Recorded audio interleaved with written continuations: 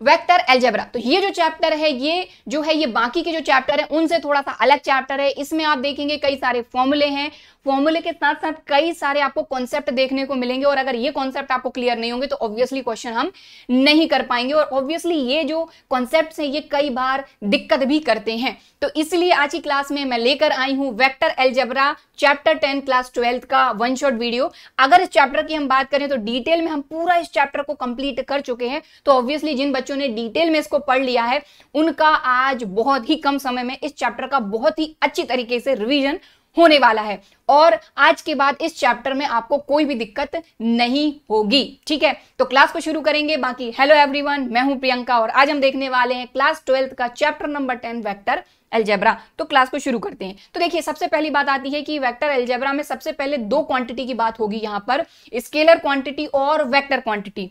Scalar quantity क्या होती है आपकी?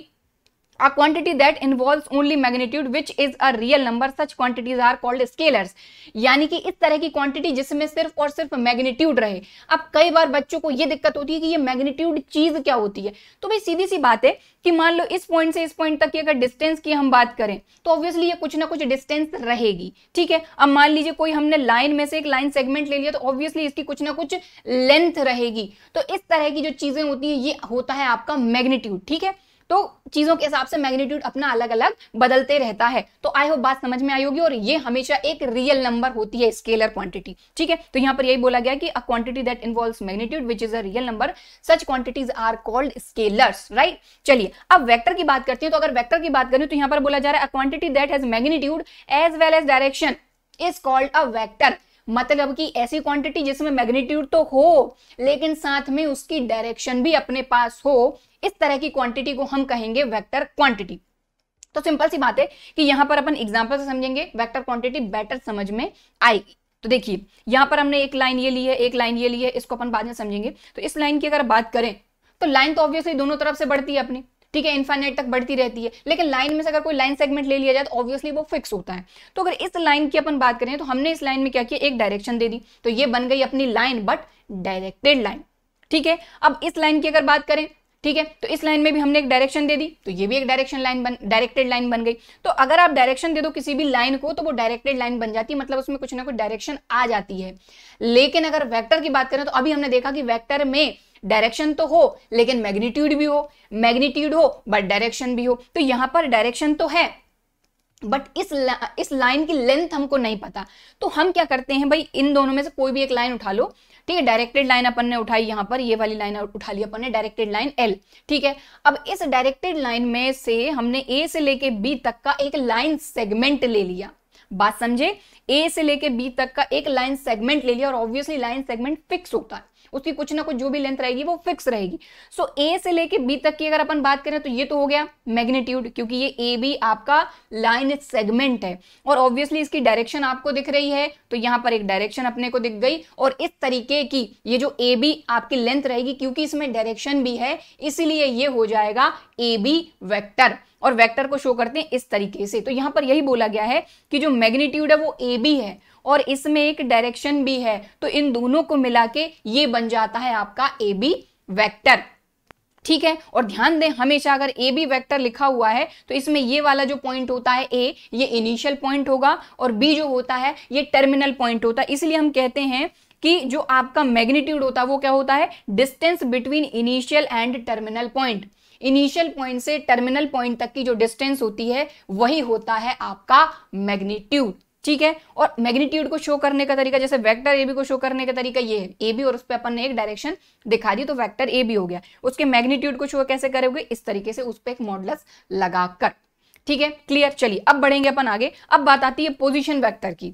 तो जैसे मान लीजिए ये आपके पास XYZ एक्सिस है, ठीक है, 3 डायमेंशनल स्पेस है। अब इसमें जो P पॉइंट है ये हमने लिया स्पेस में, ठीक है, तो ऑब्वियसली स्पेस में अगर कोई पॉइंट लिया है तो इसके कुछ ना कुछ कोऑर्डिनेट तो होंगे ही होंगे। और एक चीज का ध्यान दें, यहां पर क्या लिखा हुआ है, consider a point P in space. हमने एक पॉइंट P लिया जो कि स्पेस में है, ऑब्वियसली इसके कोऑर्डिनेट हमने ले लिए XYZ with respect to origin, और इस P का जो पोजीशन वेक्टर हम फाइंड करेंगे ये with respect to origin find करेंगे, विद रिस्पेक्ट टू ओरिजिन। तो ऑब्वियसली ये क्या हो जाएगा, OP ठीक है। और इसमें डायरेक्शन अपने को दिख रही है क्योंकि ओ से लेके पी तक अपन जा रहे हैं, तो ये हो जाएगा ओपी वेक्टर। अब इस ओपी वेक्टर को अपन कोई दूसरा वेक्टर भी नाम दे सकते हैं, राइट। सो यहां पर यही लिखा हुआ है, ठीक है। देन द वेक्टर ओपी, अब जो ओपी वेक्टर है having O and P as initial and terminal point, तो ऑब्वियसली हमने यही समझा है कि भाई ओपी वेक्टर है, ओ से स्टार्ट हो रहा है, पी पे एंड हो रहा है, मतलब ओ इनिशियल पॉइंट हो गया, पी आपका टर्मिनल पॉइंट हो गया, ठीक है, ठीक है। Respectively is called the position vector of the P with respect to O. P का पोजीशन वेक्टर फाइंड करें, लेकिन किसके रिस्पेक्ट में, ओरिजिन के रिस्पेक्ट में, ठीक है। अब using distance formula magnitude of OP is given bye, अब देखिए अगर ओपी का मैग्नीट्यूड आपको फाइंड करना है, इस ओपी का मैग्नीट्यूड अगर आपको फाइंड करना है तो ये हम डिस्टेंस फॉर्मूले से फाइंड कर सकते हैं। सो डिस्टेंस फॉर्मूला लगाया है आपने किसके बीच में, 0 0 0 के बीच में और एक्स वाई जेड के बीच में, इन दोनों के बीच में डिस्टेंस फॉर्मूला लगाओगे, रूट x माइनस 0 का होल स्क्वायर, y माइनस 0 का whole square plus z minus 0 का होल स्क्वायर, तो ये हो जाएगा x square plus y square plus z square root. इस तरीके से आप मैग्नीट्यूड फाइंड कर सकते हैं, ठीक है। अब ये जो पोजीशन वेक्टर है ये हमने क्यों समझा, क्योंकि इसकी जरूरत आगे हमको लगने वाली है डायरेक्शन कोसाइंस वाले कॉन्सेप्ट में। तो डायरेक्शन कोसाइंस जो है इनके जो फॉर्मूले हैं ये डिटेल्ड वीडियो में हमने पूरे के पूरे डिराइव भी किए हैं, पूरा एकदम डिटेल में अपन ने पढ़ा है, लेकिन अपन उतना डिटेल में यहाँ पर नहीं जाएंगे क्योंकि फटाफट से अपने को रिवीजन करना है और फटाफट से इस चैप्टर को खत्म करना है। सो अगर आप देखें इस तरीके से ये 3 डायमेंशनल स्पेस अपन ने बना के रखा है, ये अपना पी पॉइंट है जिसके कोऑर्डिनेट है x y z with respect to origin 0 0 0। अब यहाँ पर जो डायरेक्शन कोसाइंस होते हैं वो हमारे होते हैं cos alpha, cos beta, cos gamma.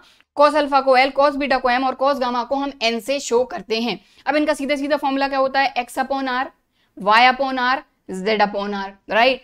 और यहीं से अगर अपन चाहें तो ये जो x, y और z हैं इनकी वैल्यू फाइंड कर सकते हैं, क्योंकि ये जो x, y, z है ये अपने p के कोऑर्डिनेट्स हैं, राइट।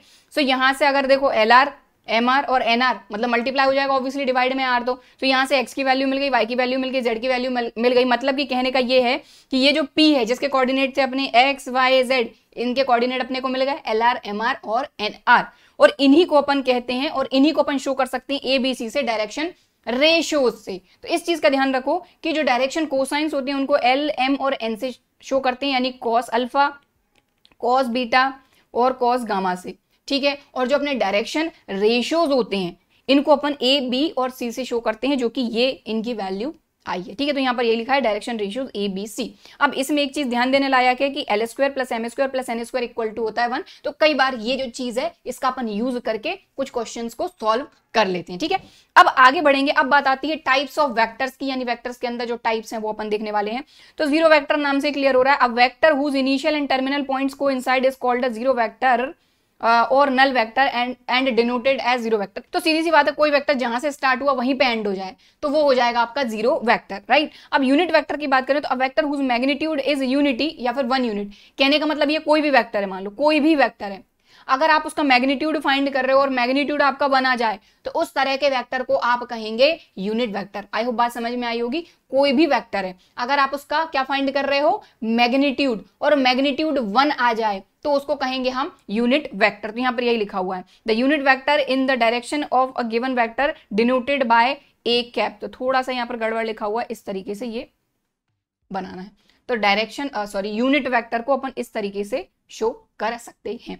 अब बात करेंगे को इनिशियल वेक्टर की, तो 2 or more vectors having the same initial point are called coinitial vector. अगर मान लो कोई वेक्टर इस तरीके से जा रहा है, इधर से कोई वेक्टर दूसरी डायरेक्शन में जा रहा है, लेकिन उनका इनिशियल पॉइंट सेम है, बात समझ रहे हैं, उनका अगर इनिशियल पॉइंट सेम है तो इस तरह के वेक्टर्स को हम कहेंगे को इनिशियल, क्योंकि ऑब्वियसली एक ही इनका इनिशियल पॉइंट है, ठीक है। अब बात करेंगे कोलिनियर वेक्टर का। कोलिनियर वेक्टर का सिंपल सा मतलब है कि अगर किसी लाइन के पैरेलल दूसरे वेक्टर्स आ जाएं तो उनको हम कहेंगे कोलिनियर वेक्टर। वही लिखा हुआ है, 2 or more vectors are said to be collinear if they are parallel to the same line irrespective of their magnitudes and direction. तो इस तरीके से कोई लाइन खींची हुई है, ठीक है, और इसी के पैरेलल कुछ आपके वेक्टर्स हैं। अब उनके मैग्नीट्यूड कम ज्यादा हो सकता है, उससे कोई दिक्कत नहीं, डायरेक्शन कुछ इधर उधर हो सकती है, लेकिन अगर पैरेलल है तो उनको हम कहेंगे कोलिनियर वेक्टर।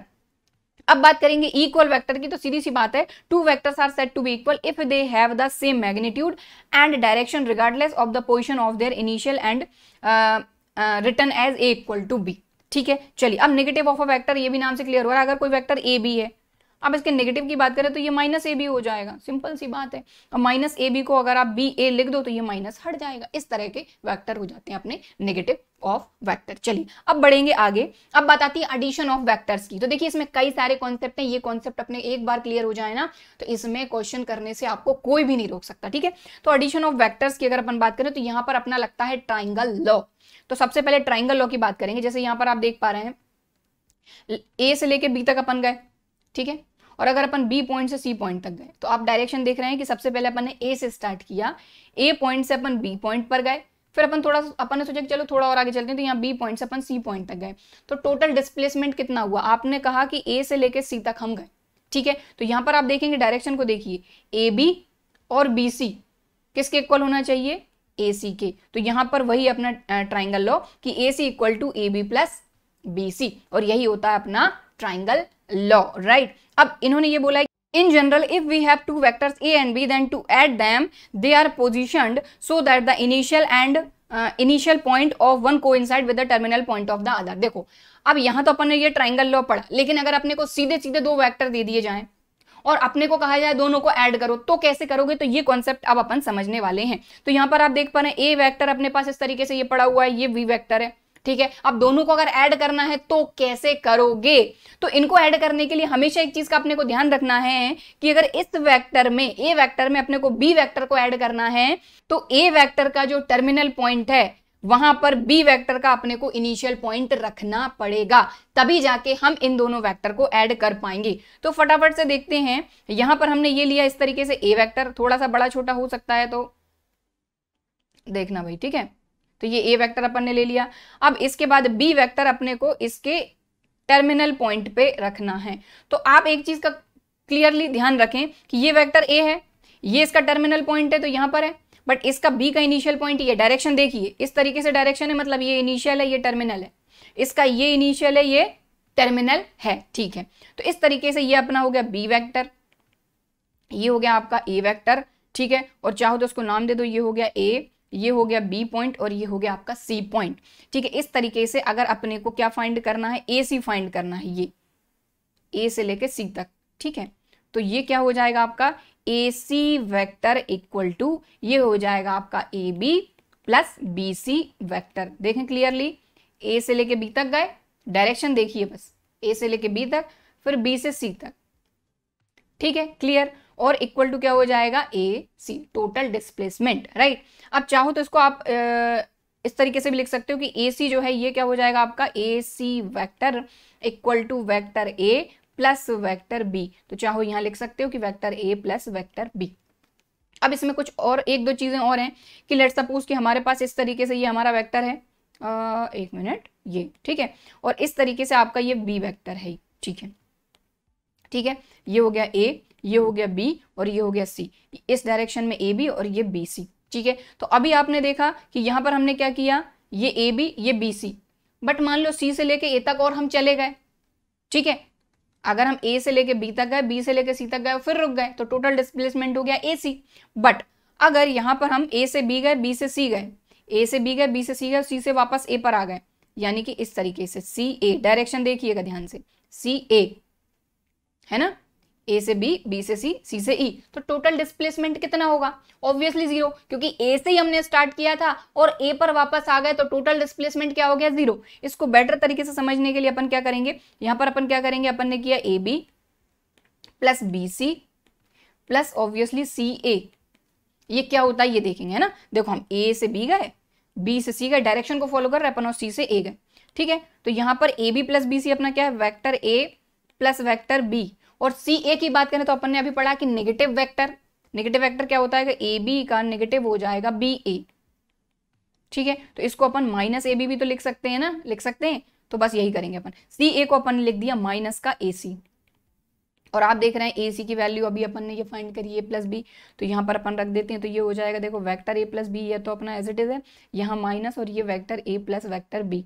और आप खुद क्लियर देख रहे हैं कि इससे ये कैंसिल होकर ये आ जाएगा जीरो, तो जीरो डिस्प्लेसमेंट, राइट। अब एक दो चीजें और समझ लीजिए फटाफट से, यहां पर क्लियर हो जाएगा कि मान लीजिए इस तरीके से आपके पास ये वेक्टर ए था, ठीक है, और इस तरीके से आपका वेक्टर बी था, ये है ना।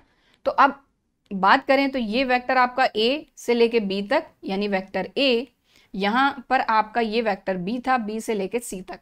अब मान लो कि ये जो वेक्टर बी है इस डायरेक्शन में बी सी है, अगर हमको बी सी डैश फाइंड करना हो तो ऑब्वियसली इसकी अपोजिट डायरेक्शन में अपन ने ले लिया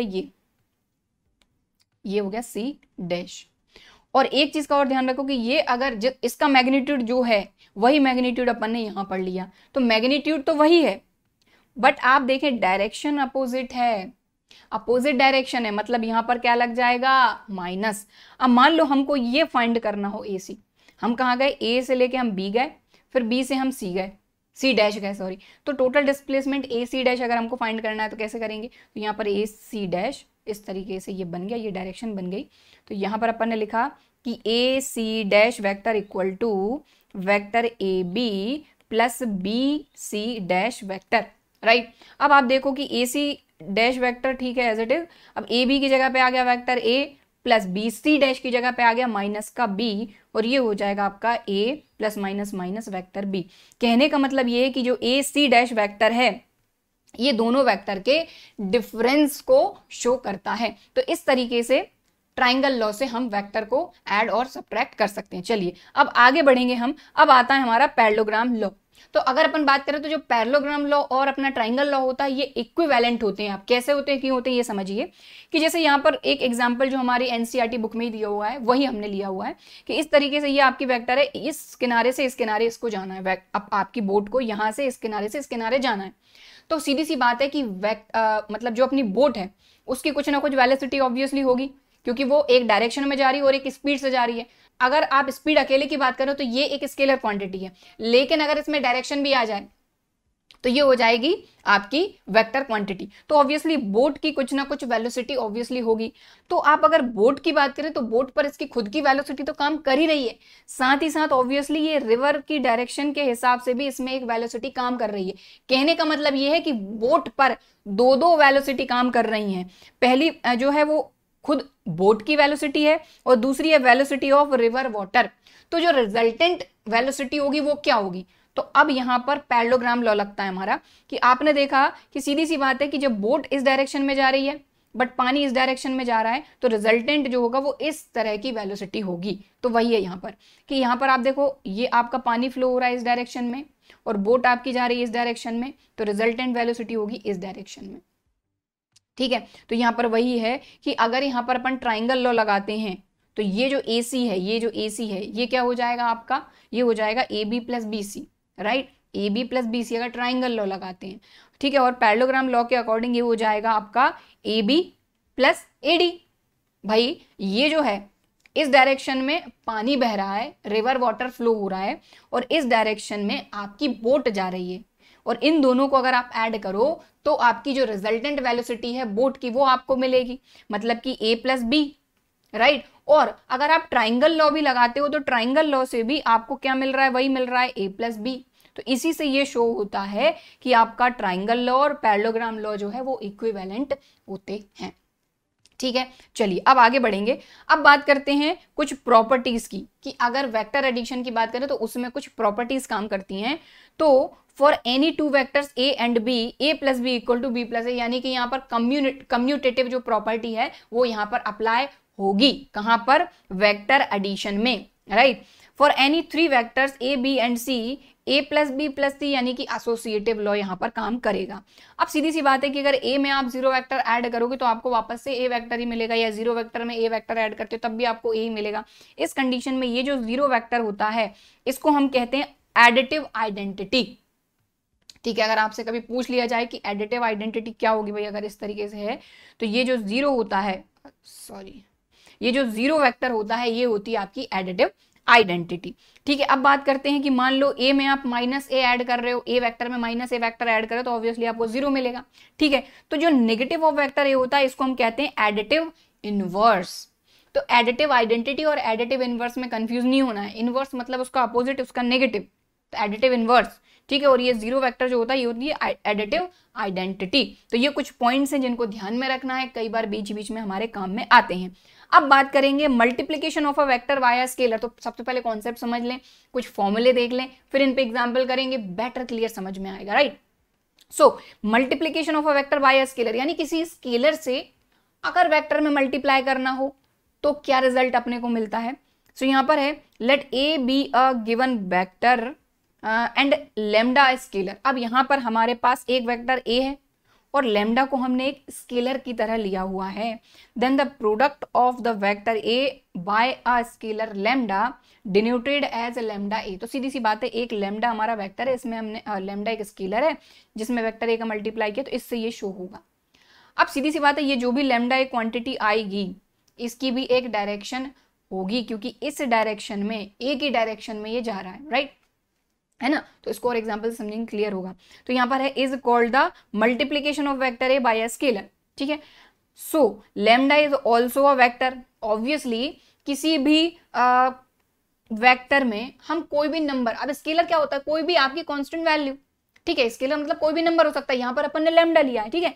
तो अगर आप मान लो वेक्टर ए में आप 2 का मल्टीप्लाई कर दो तो ऑब्वियसली ये भी एक वेक्टर क्वांटिटी होगी ना, बस इसमें आपने एक ही तो डायरेक्शन है ही, तो ये जो मेन ए है ये तो डायरेक्शन ही है, ठीक है। तो यहां पर वही बोला गया है कि जो लेमडा ए है जो है ये क्या है, ये भी एक वेक्टर हो जाएगा। अब इसको एग्जांपल समझेंगे, बेटर क्लियर समझ में आएगा कि लेट सपोज यहां पर अपने पास वेक्टर ए है, ठीक है। अगर आप इसमें 2 स्केलर का मल्टीप्लाई कर रहे हो तो डायरेक्शन इसकी यही रहेगी क्योंकि ये पॉजिटिव है, लेकिन क्योंकि आपने 2 से मल्टीप्लाई किया तो इसकी जो लेंथ है मतलब मैग्नीट्यूड है ये डबल हो जाएगा, ठीक है। समझ रहे हैं बात को। सो यहां पर वेक्टर ए में आपने 2 से मल्टीप्लाई किया तो इसकी जो लेंथ है ऑब्वियसली आप देख रहे हैं डबल हो गई, पॉजिटिव था, डायरेक्शन वही रहेगी, ठीक है। समझ में आ गई बात।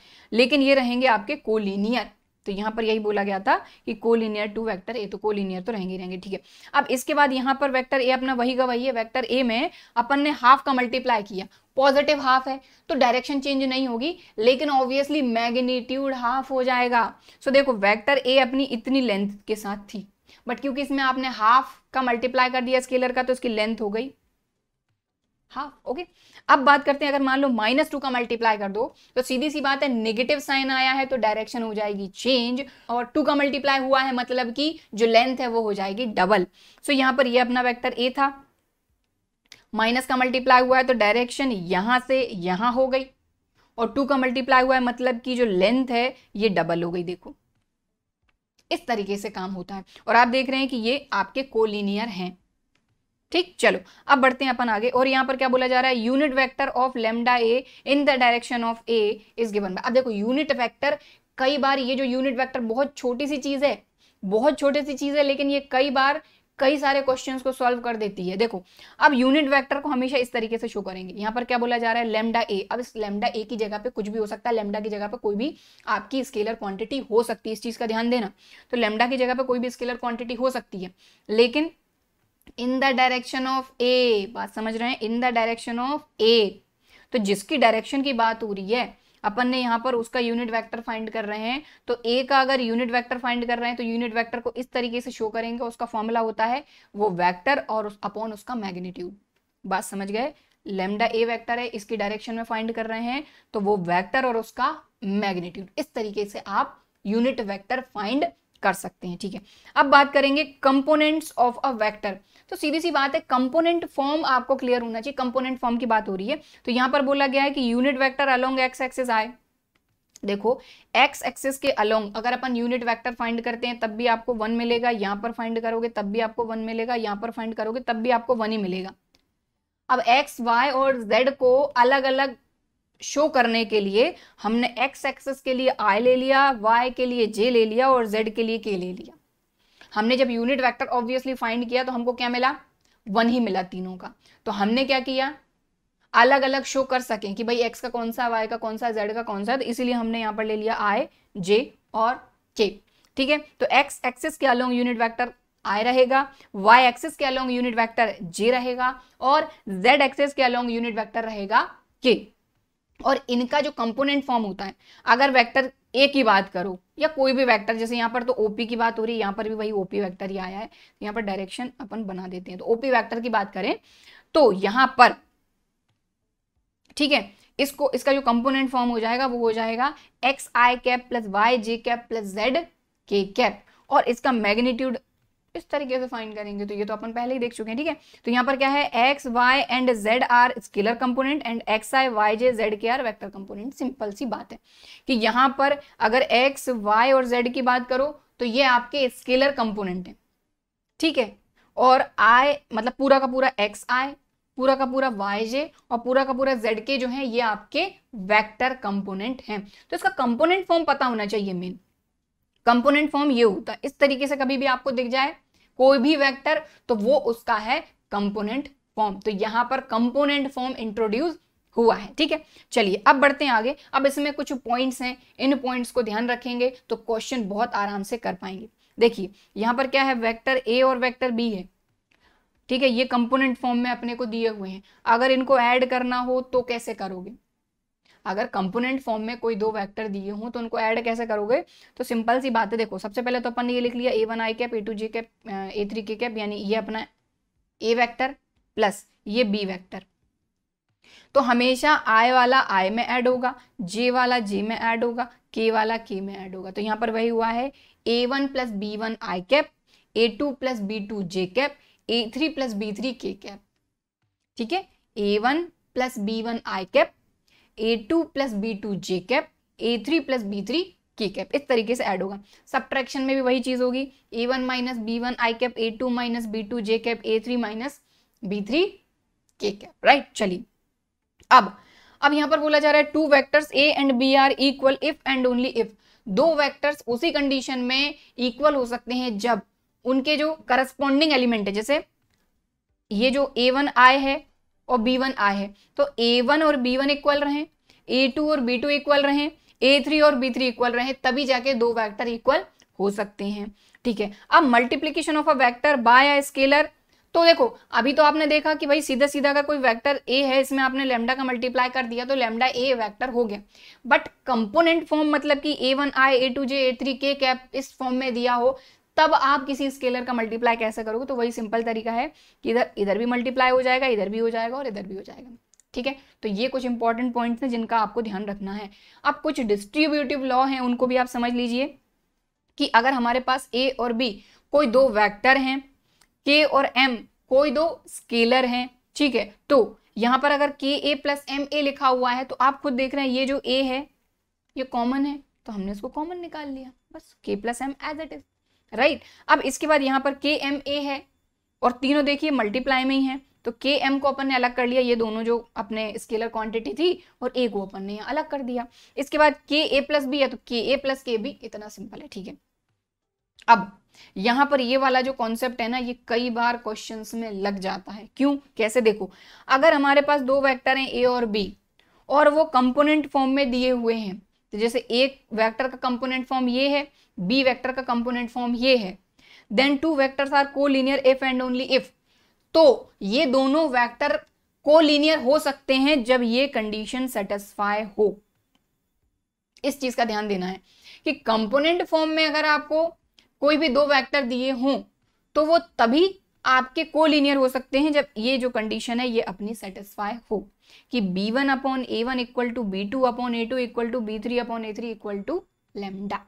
Okay, clear. चलिए अब बढ़ेंगे आगे। अब बात आती है बहुत सारी चीजें हैं, ऑब्वियसली इन सारी चीजों को आप समझ लेंगे तो क्वेश्चन बड़े आराम से कर पाएंगे, लेकिन कॉन्सेप्ट समझना ऑब्वियसली बहुत जरूरी है। तो यहां पर हम एक साथ सारे कॉन्सेप्ट लेकर आए, राइट। सो देखिए, वेक्टर ज्वाइनिंग टू पॉइंट्स, कहने का मतलब यह है कि अगर मान लो दो पॉइंट्स को ज्वाइन करने वाली वेक्टर अगर आपको फाइंड करना हो तो आप कैसे फाइंड करोगे? सो यहाँ पर वही चीज है, ये अपन ने XYZ प्लेन लिया, इसमें अपन ने दो पॉइंट ले लिए, एक ले लिया P1 एक ले लिया P2। सीधी सी बात है कि P1 का पोजीशन वेक्टर अपन फाइंड कर सकते हैं OP1, P2 का भी पोजीशन वेक्टर फाइंड कर सकते हैं OP2, राइट, ठीक है। तो बस वही कॉन्सेप्ट लगा के अपन ने P1 P2 वेक्टर को फाइंड किया है। सो यहाँ पर देखो वेक्टर P1 P2 कैसे फाइंड करोगे आप? x2 minus x1 i cap, y2 minus y1 j cap, z2 minus z1 k cap.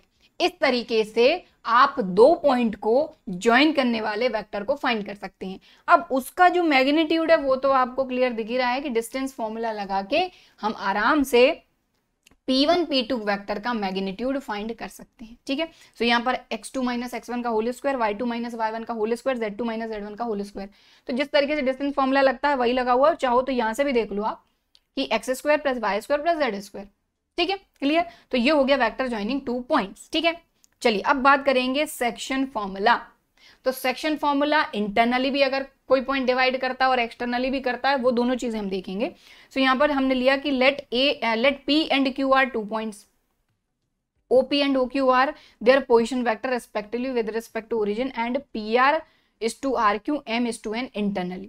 तो यहाँ पर देखो ये OP है, ये OQ है और ये ओरिजिन है, ध्यान दो ये ओरिजिन है अपना। ठीक है, तो OP अपना पोजिशन वेक्टर P का, OQ अपना Q का position vector with respect to origin. अब यहाँ पर हमको ये बोला गया है कि ये जो R पॉइंट है ये PQ को m/n में डिवाइड कर रहा है, ये जो PQ है इसको m/n में डिवाइड कर रहा है। यहाँ पर क्लियर लिखा हुआ है PR/RQ, PR/RQ। ठीक है, इंटरनली इसीलिए यहाँ पर है। ठीक है, तो यहाँ पर जो फॉर्मूला होता है इंटरनली के लिए, अगर ये OR फाइंड करो तो उसके लिए फॉर्मूला होता है। और एक चीज और कि इसको वेक्टर A दे दो, इसको वेक्टर B दे दो, तो यहाँ पर वही है कि MB plus NA upon M plus N। और एक्सटर्नली के लिए सिंपल ये फॉर्मूला है MB minus NA upon M minus N। ठीक है, तो ये इंटरनली के लिए फॉर्मूला है और ये एक्सटर्नली के लिए फॉर्मूला है। तो ये अपना है सेक्शन फॉर्मूला, राइट। और एक चीज और कि मान लो कि अगर ये जो पॉइंट है अपना R, अगर ये मिड पॉइंट हो जाए तो, अगर ये मिड पॉइंट हो जाए तो ये 1:1 में डिवाइड करेगा। तो यहां पर ये क्या आ जाएगा, vector A plus vector B upon 2, simple. ठीक है, चलिए अब हम करेंगे एग्जांपल्स। फाइनली अब एग्जांपल आए हुए हैं। सो यहाँ पर अभी अपन ने 10.1 और 10.2 के ही कॉन्सेप्ट समझे हैं, उन पर एग्जांपल कर रहे हैं। अब इसके बाद 10.3 और 10.4 के भी कॉन्सेप्ट समझेंगे। Find the sum of the vectors A, B and C। अब इन तीनों वेक्टर्स का सम फाइंड करना है अपने को। तो मैंने आपको क्या बताया कि I में I ऐड होगा, J में J ऐड होगा और K में K ऐड होगा, और ये है कंपोनेंट फॉर्म क्योंकि इसमें I, J और K आया है। तो फटाफट से ऐड कर देते हैं, इसमें ज्यादा कुछ है नहीं। तो vector A plus vector B plus vector C, तो डायरेक्ट कर देते हैं। देखो ये I कैप, ये 2I कैप और ये I कैप, तो आप खुद क्लियर देख रहे हैं कि ये I कैप और ये I कैप हो जाएगा 2I कैप और माइनस 2I, तो प्लस 2I माइनस 2I हो जाएगा 0I कैप। तो ज्यादा इसमें टाइम अपन नहीं लगा रहे हैं।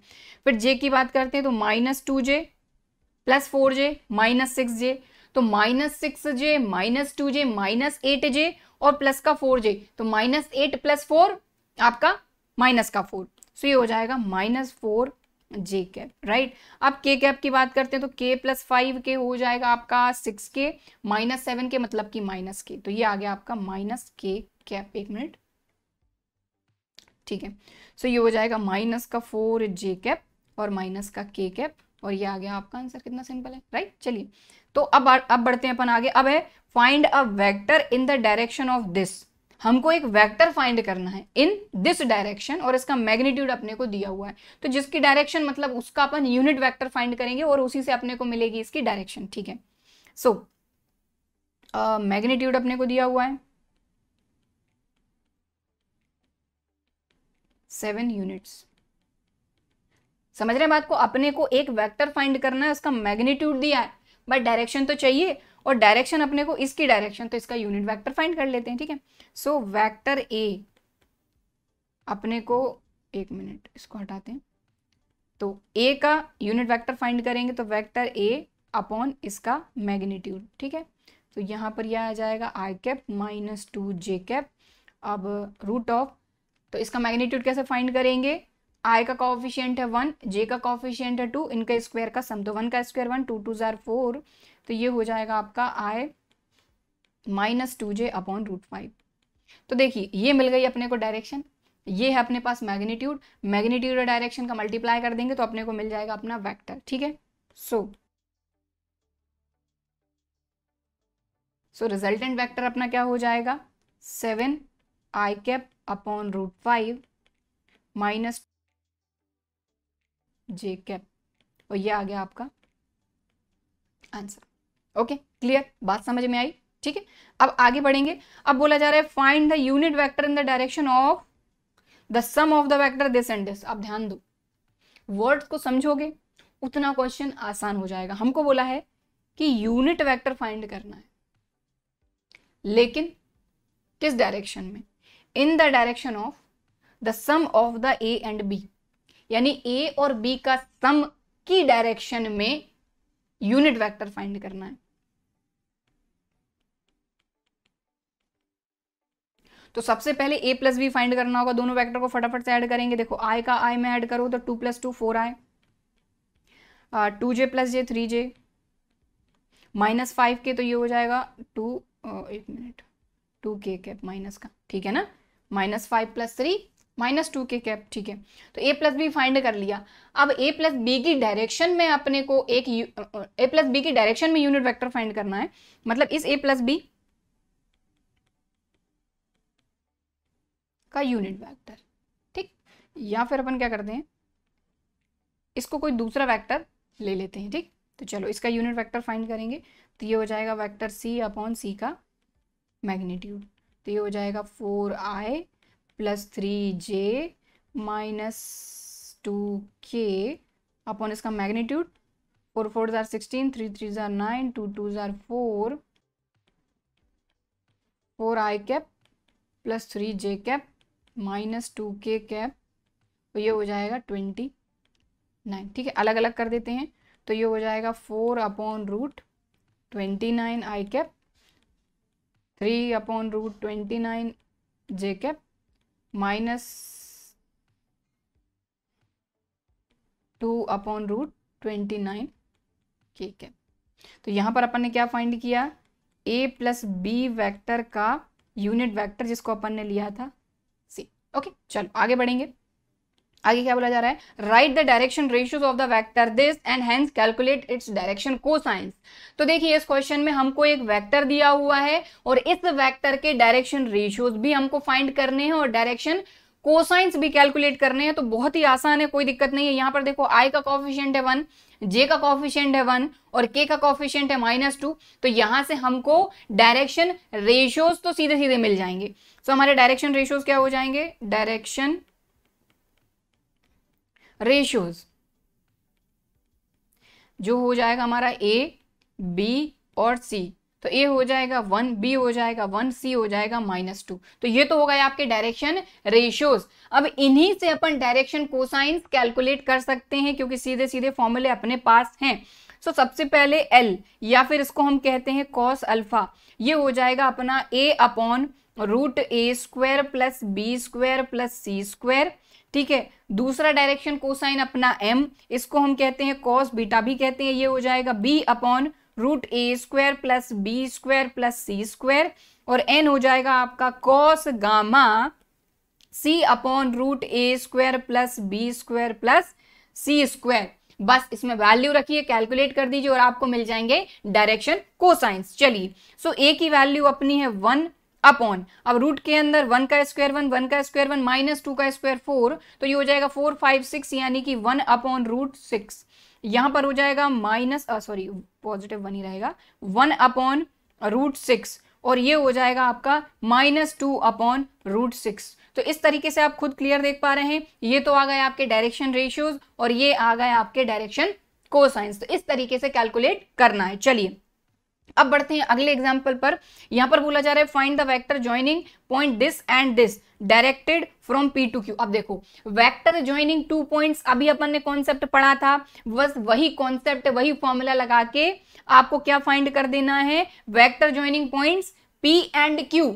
अब डायरेक्शन अपने को क्लियर बोला गया है, directed from P to Q, P to Q मतलब P पहले Q बाद में। चलिए, सो PQ वेक्टर फाइंड करना है अपने को, ठीक है। तो कैसे करेंगे, फॉर्मूला अपन ने देखा था कि अगर मान लो ये अपना x1 y1 z1 है, ये अपना x2 y2 z2 है, तो x2 - x1 i cap, y2 - y1 j cap, z2 - z1 k cap. तो ये फॉर्मूला लग जाएगा, एक मिनट। तो ये हो जाएगा देखो x2 - x1 i cap plus, एक मिनट इसको अपन नीचे लिख लेते हैं थोड़ा सा। तो देखो P पॉइंट अपना क्या है 2 3 0, ठीक है। Q पॉइंट अपना क्या है -1 -2 -4, ठीक है। तो ये हो जाएगा आपका x1 y1 z1, ये x2, ये y2 z2, और directed from p to q, p to q मतलब कि pq फाइंड करना है, तो ये हो जाएगा आपका x2 minus x1 i cap plus y2 minus y1 j cap plus z2 minus z1 k cap. इस तरीके से दो पॉइंट्स को ज्वाइन करने वाला वेक्टर हम फाइंड कर सकते हैं। सो वैल्यू बस रख दीजिए, दैट्स इट। तो x2 माइनस x1, तो x2 है -1 और ये है 2, तो -1 में से 2 को माइनस करेंगे तो ये हो जाएगा -1 -2 i cap plus y2 minus y1, तो -2 -3 j कैप और -4 -0 k कैप। सॉल्व कर दीजिए तो ये हो जाएगा -3 i कैप और -5 j कैप और -4 k कैप। इस तरीके से आपका पी क्यू वैक्टर आपको मिल गया। ओके, चलो अब बढ़ेंगे आगे। अगला एग्जांपल क्या है हमारा, consider 2 points P and Q with position vector OP OQ। ठीक है, find the position vector of a point R which divides the line joining PQ in the ratio 2:1। तो देखिए सेक्शन फॉर्मूला यहां पर लगेगा, क्योंकि यहां पर क्या बोला गया है, इनिशियली और एक्सटर्नली दोनों तरीके से हमको बताना है। यहां पर बोला गया है P पॉइंट, इसका आपका पोजीशन वेक्टर OP अपने को ये दिया हुआ है, Q पॉइंट का पोजीशन वेक्टर अपने को OQ ये दिया हुआ है, और अपने को बोला गया है कि ये जो R पॉइंट है ना, ये PQ को 2:1 रेशियो में डिवाइड कर रहा है, यानी PR RQ 2:1 रेशियो में डिवाइड कर रहा है। तो इंटरनली के लिए फॉर्मूला अपने पास है, तो सबसे पहले इंटरनली की बात करेंगे। Internally, right, internally. सो अगर अपने को OR वेक्टर चाहिए है, सो फॉर्मूला हमारा क्या था, MB plus NA upon M plus N। अब ध्यान दो कि ये वेक्टर अपना A वेक्टर की तरह काम कर रहा है, ये B की तरह काम कर रहा है, राइट। सो बस रख देते हैं value. So M vector A, एक मिनट, M और N है क्या, ये भी तो देखो, M और N की जगह पे है 2:1, यानी M की जगह पे अपना 2 है और N की जगह पे अपना 1 है, राइट। सो चलो वैल्यू रखेंगे अब फटाफट से। सो यहां पर देखो OR वेक्टर, तो 2A plus B plus 1 3A minus 2B। Okay, इसको सॉल्व कर लो और अपॉन हो जाएगा 2 + 1। सो ये OR वेक्टर अपने को फाइंड करना है, तो ये हो जाएगा 2A vector plus 2B vector plus 3A vector minus 2B vector upon 2 + 1 3, 2B से 2B गया, 3A plus 2A 5A upon 3। तो OR ये आ गया आपका 5A अपॉन 3। ठीक है, क्लियर, समझ में आ गई बात। तो हमको क्या बोला गया था, हमको यही बोला गया था कि हमको फाइंड करना है पोजीशन वेक्टर ऑफ R, तो R का पोजीशन वेक्टर OR रहेगा, ये फाइंड करना था। इसके लिए अपने पास सीधा सीधा फॉर्मूला था, इंटरनली के लिए लगा दिया और फाइंड कर लिया। अब एक्सटर्नली की बात करेंगे, तो एक्सटर्नली के लिए फिगर अपना है, इसको थोड़ा सा अपन शिफ्ट कर लेते हैं इधर, राइट। चलो, सो यहां पर भी अपने को वेक्टर OR ही फाइंड करना है, लेकिन ये एक्सटर्नली डिवाइड कर रहा है, मतलब कि 2:1, राइट। चलो, सो यहां पर भी फॉर्मूला वही सेम है, बस बीच में माइनस आ जाएगा। तो यहां पर एक्सटर्नली की बात करेंगे, एक्सटर्नली तो M2 है, N1 है, सिंपल। So OR vector equal to MB,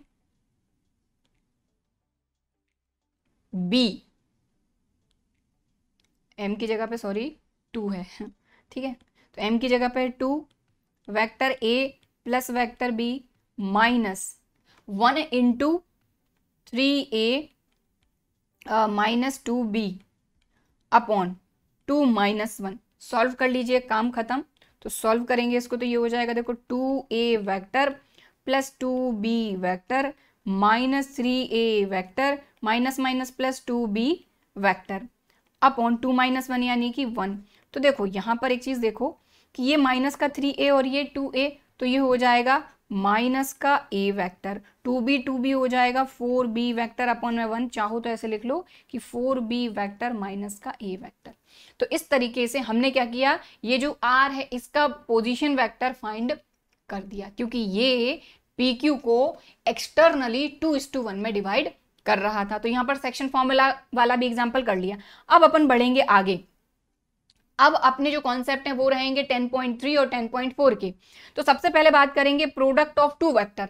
अगर दो वेक्टर का प्रोडक्ट फाइंड करना हो तो यहां पर दो तरह के अपने प्रोडक्ट आएंगे। सबसे पहला आएगा स्केलर प्रोडक्ट और वेक्टर प्रोडक्ट। स्केलर प्रोडक्ट को हम कहते हैं डॉट प्रोडक्ट और वेक्टर प्रोडक्ट को हम कहते हैं क्रॉस प्रोडक्ट। ये दोनों ही चीजें बहुत इंपॉर्टेंट हैं, इनसे क्वेश्चन भी पूछे जाते हैं, तो ध्यान से समझिएगा। सबसे पहले हम समझेंगे हमारे कॉन्सेप्ट्स। तो यहां पर लिखा हुआ है multiplication of two vectors defined in two ways, वही स्केलर और डॉट प्रोडक्ट, वेक्टर और क्रॉस प्रोडक्ट, राइट। अब बात करेंगे सबसे पहले स्केलर या फिर डॉट प्रोडक्ट की। जो पहला वाला है सबसे पहले पूरी चीजें अपन इसके बारे में पढ़ेंगे, फिर जो सेकंड वाला है उसके बारे में पढ़ेंगे, ठीक। तो सबसे पहले बात करेंगे स्केलर और डॉट प्रोडक्ट की। तो देखो स्केलर प्रोडक्ट का जो फॉर्मूला होता है वो होता है ए डॉट बी। अगर अपने पास दो वेक्टर हैं ए और बी, उनका डॉट प्रोडक्ट फाइंड करना हो तो फॉर्मूला होता है ए का मैग्नीट्यूड बी का मैग्नीट्यूड कॉस थीटा। समझ गए, ये फॉर्मूला आपको याद रखना, ये अपना मेन फॉर्मूला है यहां पर। ये A dot B equal to A का मैग्नीट्यूड बी का मैग्नीट्यूड कॉस थीटा, अगर दो वेक्टर का डॉट प्रोडक्ट आपको फाइंड करना हो। अब देखो यहीं के यहीं आप किसी दो वेक्टर के बीच का एंगल भी फाइंड कर सकते हो, क्योंकि यहाँ कॉस थीटा आपको क्लियर दिख रहा है, तो ये दोनों डिवाइड में चले जाएंगे तो आपको कॉस थीटा मिल जाएगा, यानी थीटा की वैल्यू भी आप फाइंड कर सकते हो यहाँ पर, ठीक है। अब देखो, अब यहाँ पर एक चीज आती है कि अगर ए डॉट बी में से कोई भी एक जीरो हो जाए, मान लो ए जीरो हो गया तो ये पूरा जीरो हो जाएगा, बी जीरो हो जाए तब भी ये पूरा जीरो हो जाएगा, ठीक है। तो बस वही लिखा हुआ है कि इफ ए और b zero then a dot B equal to zero, क्योंकि ए और बी दोनों में से कोई भी एक जीरो हो गया तो थीटा तो रहना ही नहीं है भाई। ए अकेला रह गया, बी है ही नहीं, तो थीटा रहेगा क्या, थीटा तो हो जाएगा जीरो, डिफाइन ही नहीं रहेगा, बात ही खत्म हो गई। चलो अब इसमें कुछ ऑब्जर्वेशन है जो कि बहुत इंपॉर्टेंट है, ध्यान से समझो कि जब ए डॉट बी आप फाइंड करोगे, हमेशा जब भी दो वेक्टर का डॉट प्रोडक्ट, ध्यान से समझिएगा, डॉट प्रोडक्ट यानी स्केलर प्रोडक्ट आप फाइंड करोगे तो वो हमेशा एक क्या रहेगा, रियल नंबर देगा आपको, राइट। अब let A and B be two non zero vectors. अब मान लो कि ए भी हमारा कोई ना कोई वैक्टर है, बी भी हमारे पास वैक्टर, यानी दो वैक्टर तो आपके पास प्रेजेंट है, दोनों में से कोई भी जीरो नहीं है। तो उस कंडीशन में आपका डॉट प्रोडक्ट कब जीरो हो सकता है, वो जीरो हो सकता है जब थीटा आपका जो है वो क्या रहे, आई मीन कॉस थीटा जो रहे वो जीरो रहे। बात समझ रहे हैं। देखो ए भी आपका जीरो नहीं है, बी भी जीरो नहीं है, ठीक है। तो तीसरी चीज आपकी आती है कॉस थीटा। अगर cos theta equal to zero आ जाए तब भी तो आपका ए डॉट बी जीरो हो सकता है। तो बस वही यहां पर है कि let A and B be two non zero vectors then a dot b zero. A dot b zero कब हो सकता है, if and only if cos theta equal to zero. और कॉस थीटा जीरो कब होता है, जब थीटा होता है आपका पाई बाय 2। कहने का मतलब अगर आपके दो वेक्टर परपेंडिकुलर हैं, 90 डिग्री का एंगल कब बनता है, जब दोनों वेक्टर रहेंगे परपेंडिकुलर। तो कहने का मतलब ये है कि जब दोनों वेक्टर आपके परपेंडिकुलर होंगे तब उनका डॉट प्रोडक्ट रहेगा जीरो। इस कंडीशन का ध्यान रखना है, इस कंडीशन का आप कई जगह यूज करेंगे क्वेश्चंस को सॉल्व करने में, ठीक है। सो यहां पर देखो, यहां पर यही उससे निकला क्या है, उससे निकला है कि if a perpendicular to b then a dot B equal to zero. दो वेक्टर का डॉट प्रोडक्ट जीरो कब होता है, जब दोनों वेक्टर आपके परपेंडिकुलर होते हैं, राइट। चलिए तीसरा पॉइंट आता है कि अगर थीटा जीरो है, ठीक है, अगर थीटा जीरो है तो a b as it is cos theta क्या, कॉस जीरो क्या होता है अपना 1। तो यहां से अपने को मिल जाएगा, तो ये अपने को मिल गया कि यहाँ क्लियर दिख रहा है कि a dot B equal to vector a का मैग्नीट्यूड बी का मैग्नीट्यूड कॉस जीरो। तो यहां पर अपने को ये मिल गया। अब एक बात बताइए आप, इस तरीके से आपका वेक्टर ए है, इस तरीके से आपका वेक्टर बी है। अब इनके बीच में अगर कोई एंगल ही नहीं है, जीरो, तो भाई ये अकेला बचेगा ना, दोनों में से कोई एक ही वेक्टर बचेगा। समझ रहे हैं बात को, दोनों के बीच में अगर कोई एंगल ही नहीं है, मतलब ए वेक्टर भी आपका यही है और बी वेक्टर भी आपका यही है, ठीक है। सो यहां पर हमने वही किया कि अगर थीटा जीरो है उस कंडीशन में पहली बात तो ये हो जाएगा 1, इस बी की जगह पे आप ए लिख सकते हो, और यहां से अपनी ये वाली कंडीशन निकल कर आती है जिसका यूज आप कई जगह करेंगे। तो vector A dot vector a equal to vector a के मैग्नीट्यूड का स्क्वायर, राइट। चलिए अब अगर मान लो थीटा आपका पाई हो जाए तो कॉस पाई हमेशा आपका क्या होता है, -1। तो यहां से ये आ जाएगा A dot B equal to A का मैग्नीट्यूड बी का मैग्नीट्यूड कॉस पाई। तो कॉस पाई की वैल्यू ये -1, तो ये रिजल्ट आ जाएगा। ठीक है, अब डॉट प्रोडक्ट में भी आपको इस तरह के कुछ रिजल्ट देखने को मिलेंगे और क्रॉस प्रोडक्ट यानी वेक्टर प्रोडक्ट में भी कुछ इस तरह के आपको रिजल्ट देखने को मिलेंगे। तो इनको ध्यान से समझना है कि I dot I, J dot J, के डॉट के, यानी डॉट प्रोडक्ट में सेम तरह के रहें तो 1 मिलेगा और अलग अलग रहें तो 0 मिलेगा। ठीक है, अगर आई का आई में आप डॉट प्रोडक्ट कर रहे हो, जे का जे में, के का के में, तो आपको उनका डॉट प्रोडक्ट मिलेगा 1। बट अगर आई का जे में, जे का के में, के का आई में डॉट प्रोडक्ट कर रहे हो तो आपको क्या मिलेगा? 0। ठीक, अब वही मैंने आपको स्टार्टिंग में बताया कि जो आपका फॉर्मूला है डॉट प्रोडक्ट का, उससे आप दोनों जो आपके वेक्टर हैं उनके बीच का एंगल भी फाइंड कर सकते हो। तो the angle between two non zero vectors A and B is given by cos theta equal to this and theta equal to cos inverse this. ठीक है, इसके बाद the scalar product is commutative. तो scalar product जो होता है वो commutative होता है, A dot B equal to B dot A ही रहेगा।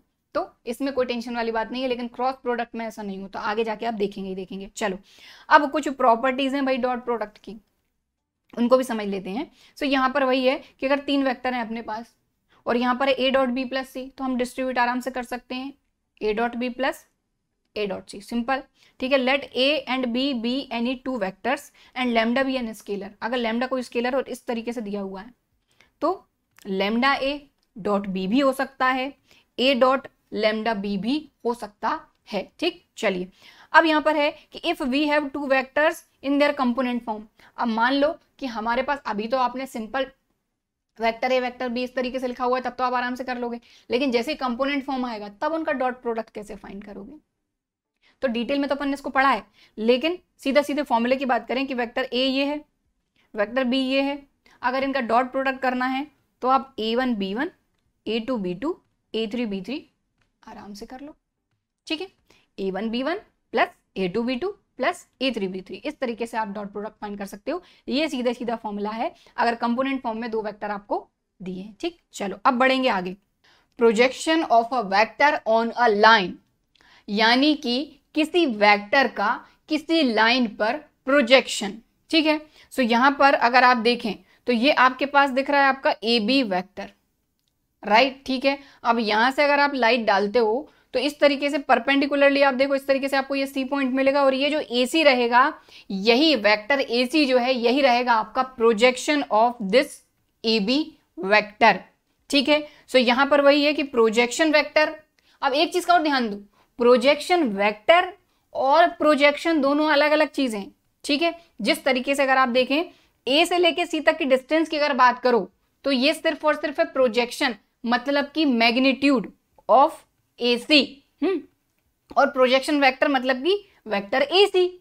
ठीक है, और वेक्टर ए सी ये हमारा प्रोजेक्शन है जिसको हम पी वेक्टर से शो करते हैं। ठीक है, अब बात आती है लेंथ ऑफ ए सी। जैसा कि मैंने आपको बताया लेंथ ऑफ ए सी जो है यही आपका रहेगा मैग्नीट्यूड, और इसी को आप कहेंगे प्रोजेक्शन, राइट। और इसका जो फॉर्मूला होता है ये होता है आपका ए बी कॉस थीटा। तो यहां पर आप देख रहे हैं modulus of A B vector cos theta, तो ये फॉर्मूला आपको ध्यान में रखना है। अब कुछ पॉइंट्स हैं इस पर, उन चीजों को ध्यान रखेंगे तो इस पर बेस्ड क्वेश्चन भी कर पाएंगे।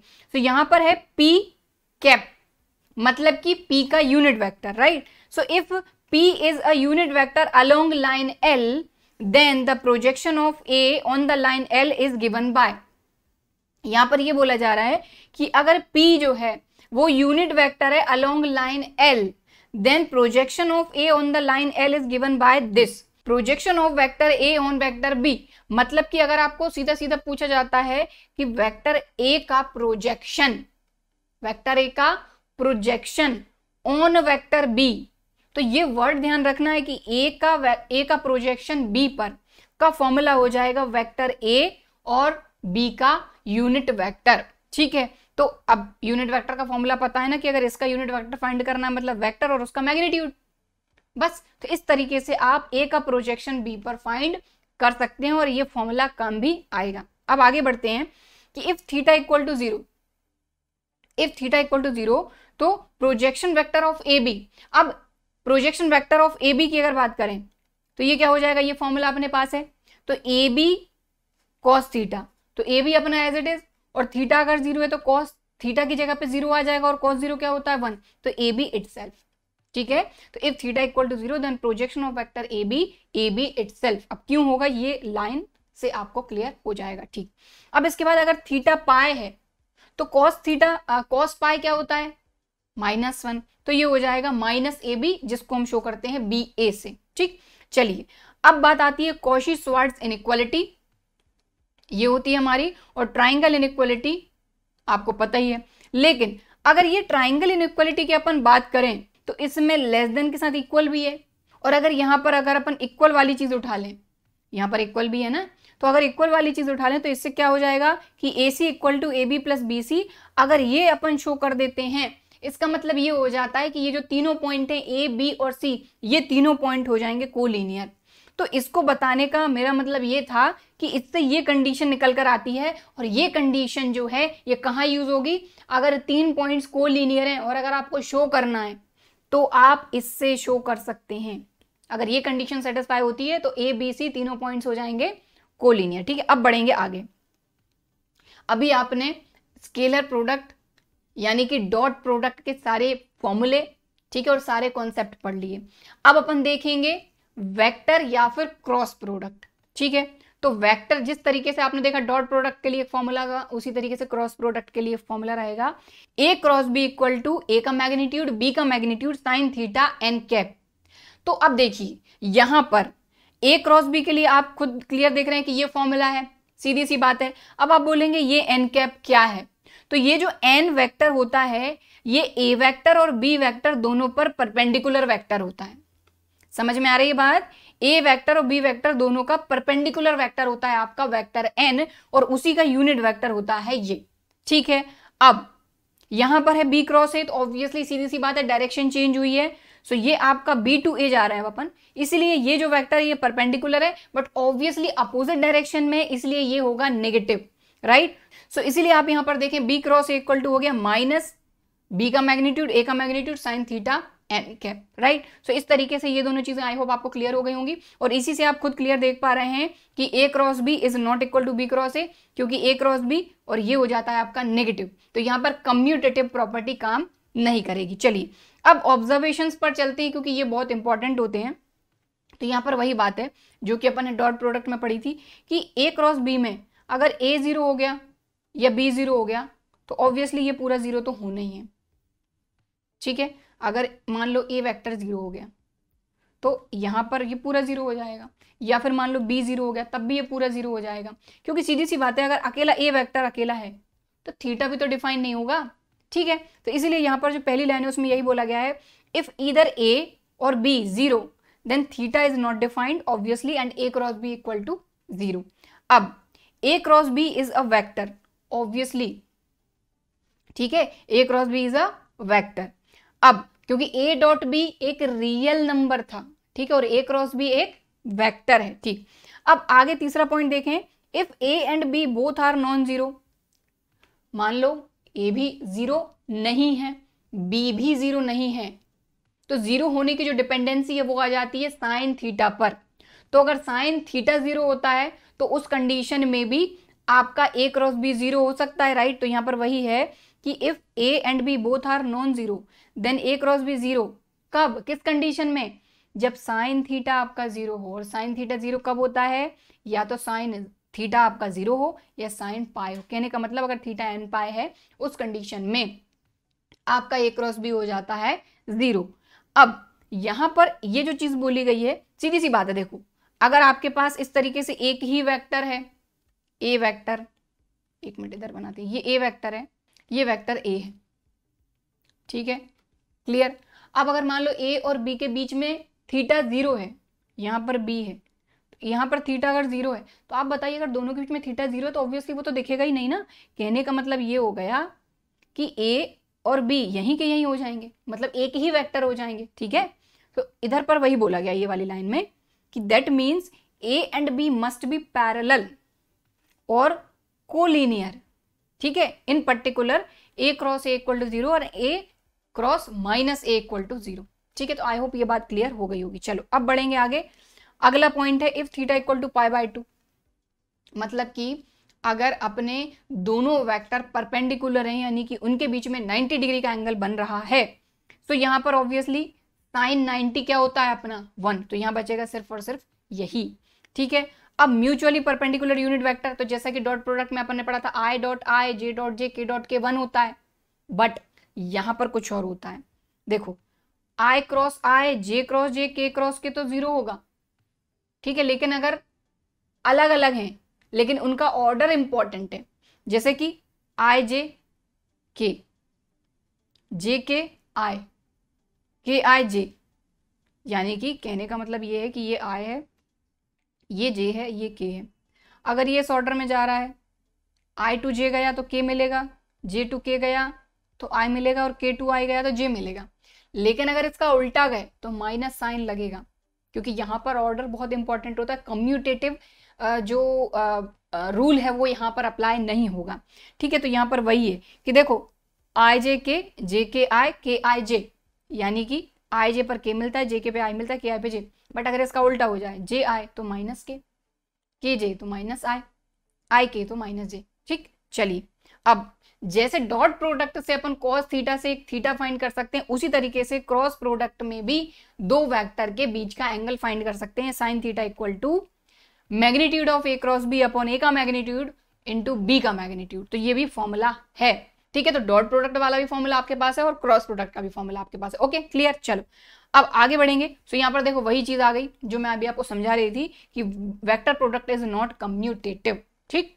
चलिए अगला पॉइंट देखेंगे। If A and B represent the adjacent sides of a triangle then its area given as this. एक चीज का हमेशा ध्यान रखो कि जैसे मान लो आपका कोई ट्राइंगल है और अगर मान लो दो वेक्टर हैं आपके पास, इस तरीके से समझते हैं, इस तरीके से अपना एक ट्राइंगल है, ठीक है। एडजेसेंट साइड क्या होती हैं, जो एक ही इनिशियल पॉइंट से निकली होती हैं। तो देखो यहां पर ये एक पॉइंट है, इससे एक ये वाली लाइन जा रही है, एक ये वाली लाइन जा रही है, तो ऑब्वियसली ये दोनों एडजेसेंट साइड हैं। बट यहां पर बात हो रही है एडजेसेंट वेक्टर्स की, ठीक है, कि अगर ए और बी जो हैं ये एडजेसेंट साइड को रिप्रेजेंट कर रही हैं, ठीक है। मतलब मान लो ये ए है और ये बी है, उस कंडीशन में हम इस ट्राइंगल का एरिया कैसे फाइंड कर सकते हैं, इन दोनों की हेल्प से फाइंड कर सकते हैं। फॉर्मूला हो जाएगा आपका half magnitude of vector A cross vector B. तो इस फॉर्मूले से आप ट्राइंगल का एरिया फाइंड कर सकते हो अगर दोनों वेक्टर एडजेसेंट साइड को शो कर रही हैं उस कंडीशन में, राइट। सेम चीज आपके पैरेललोग्राम के लिए आएगी कि if A and B represent the adjacent side of parallelogram then its area given by magnitude of A cross B, ठीक। चलिए अब डिस्ट्रीब्यूटिव प्रॉपर्टी।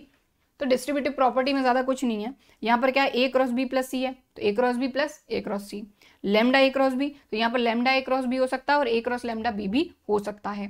अब यहाँ पर नोट्स में कुछ इंपॉर्टेंट चीजें हैं किसके लिए, आपके कंपोनेंट फॉर्म के लिए। पहली चीज तो कि if we have two vectors in their component form, अगर कंपोनेंट फॉर्म देखिए यहाँ पर क्या है, सिंपल वेक्टर अगर आपको दिए हैं तो वो तो है ही है, लेकिन कंपोनेंट फॉर्म में भी कुछ फॉर्मूले काम करेंगे। तो यहाँ पर कंपोनेंट फॉर्म में आपको दो वेक्टर दिए हुए हैं, तो उनका क्रॉस प्रोडक्ट आप कैसे फाइंड करोगे, तो उसके लिए इस तरीके से आप क्रॉस प्रोडक्ट फाइंड कर सकते हो। पहले क्या करोगे, पहली रो में आपको लिखना है आई जे के, दूसरी रो में पहला जो भी वेक्टर है, ठीक है, उनमें आई जे के कोफिशिएंट, फिर तीसरी रो में आपका जो दूसरा वेक्टर है उनमें आई जे के कोफिशिएंट। समझे बात को। तो पहली रो में आपने आई जे के लिख लिया, दूसरी रो में A1 A2 A3, तीसरी रो में B1 B2 B3। बात समझ गए। बस यहां पर ये ऑर्डर ध्यान देना है।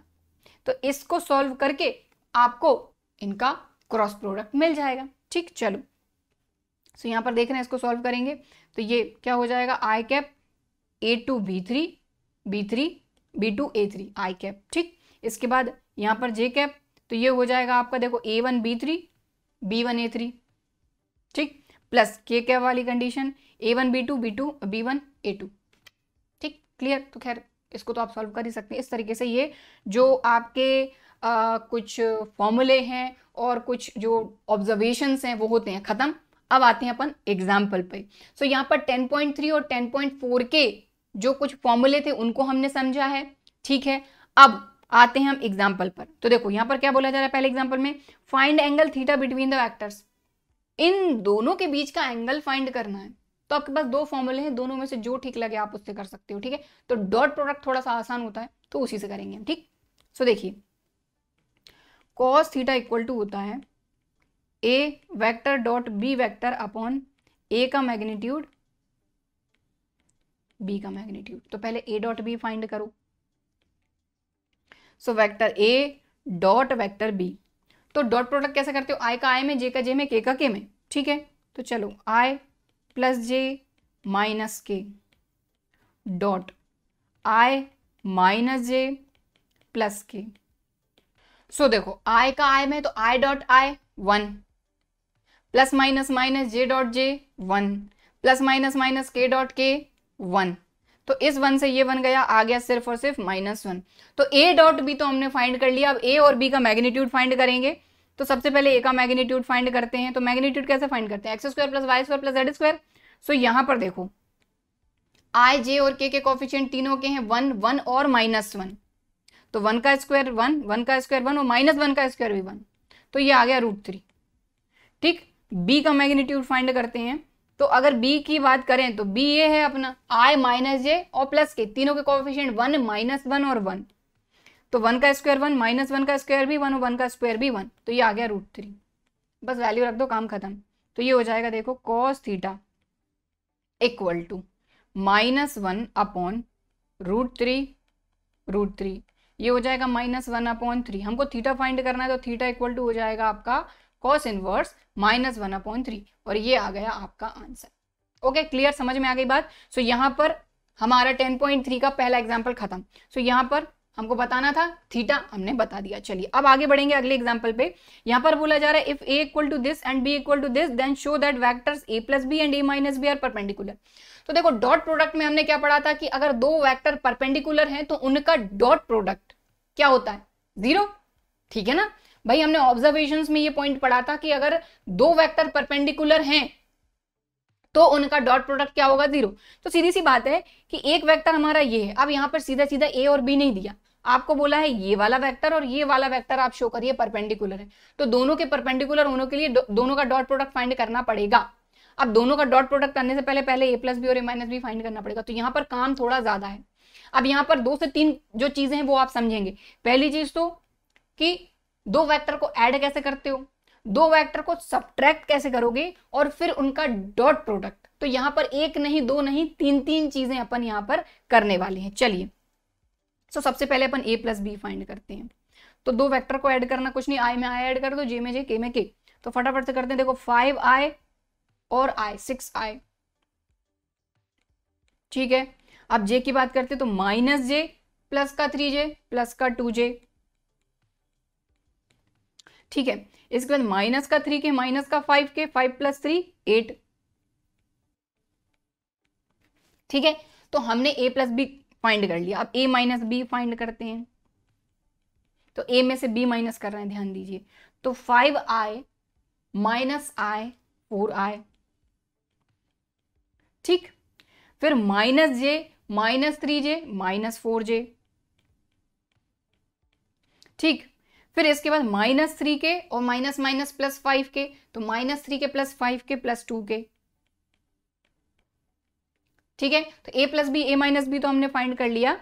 कहने का मतलब ये है कि ये वाला वेक्टर और ये वाला वेक्टर अपने को मिल गया। अब इन दोनों को परपेंडिकुलर शो करना है, मतलब दोनों का डॉट प्रोडक्ट फाइंड करना है। ठीक है, तो यहां लिख देते हैं कि if a plus B and a minus B are perpendicular then a plus B dot a minus B must be 0। मतलब इनका डॉट प्रोडक्ट 0 आना चाहिए अगर ये परपेंडिकुलर है तो। अब दोनों का डॉट प्रोडक्ट फाइंड करेंगे। a plus B dot a minus B equal to, तो चलिए दोनों का डॉट प्रोडक्ट फाइंड करेंगे। डॉट प्रोडक्ट फाइंड करने के लिए क्या करेंगे, i का i में 6 4 24, i डॉट i 1, फिर 2 4 -8। ठीक है, फिर 8 2 16 माइनस का 16। ठीक है, चलो सो ये हो गया। देखो प्लस का 24 और ये दोनों ऐड होके माइनस का 24, और ये देखिए आ गया 0। सो यहाँ पर हमने लिख दिया कि a plus B dot a minus B equal to 0। तो यहाँ लिख देंगे कि hence a plus B perpendicular to A minus B, खत्म। तो इस तरीके से अपने को काम करना है। वर्ड टू वर्ड क्वेश्चन को अच्छे से समझिए कि बोला क्या जा रहा है और फिर अपने कॉन्सेप्ट लगा दीजिए, ठीक है। चलिए आगे बढ़ेंगे अगले एग्जाम्पल पे। अगले एग्जाम्पल में बोला जा रहा है फाइंड द प्रोजेक्शन। अब ध्यान दीजिए, प्रोजेक्शन बोला है या प्रोजेक्शन वेक्टर बोला है? तो प्रोजेक्शन बोला है, ठीक है। तो प्रोजेक्शन फाइंड करना है किसका? वेक्टर ए का। तो किसका करना है और किस पर करना है? On vector B. बस इतनी बात क्लियर हो गई तो आराम से इसको कर लेंगे।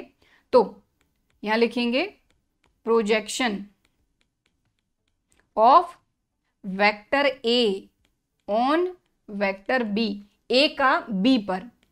तो ए का फाइंड करना है प्रोजेक्शन, किस पर करना है? बी पर करना है, तो बी का यूनिट वेक्टर। बस फॉर्मूला लगा दीजिए।